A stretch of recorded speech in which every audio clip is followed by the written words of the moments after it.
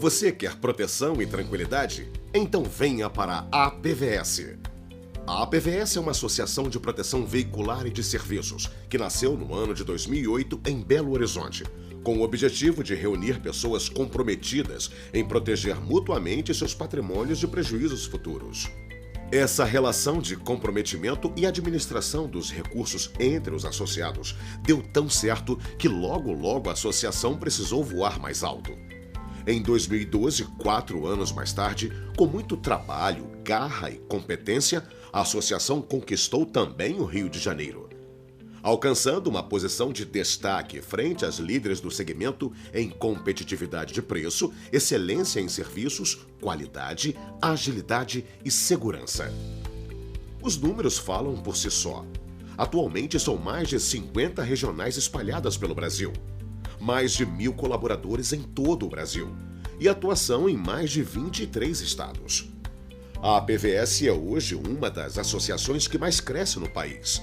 Já são mais de 40.000 associados, uma média de 3.500 novos associados por mês. Na APVS, o associado conta com atendimento personalizado, tecnologia de ponta em rastreamento, monitoramento 24 horas por dia, 7 dias por semana, 365 dias por ano.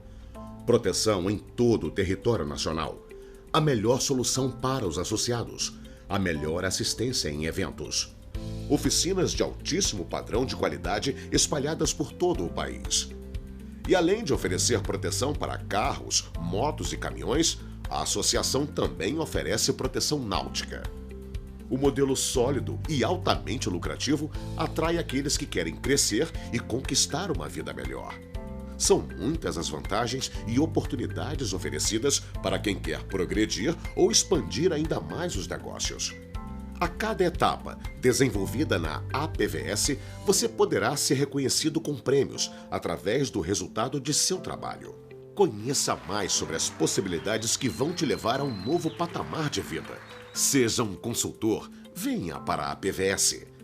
Para saber mais sobre a associação, ligue 4007-2382 ou visite o site www.apvs.com.br.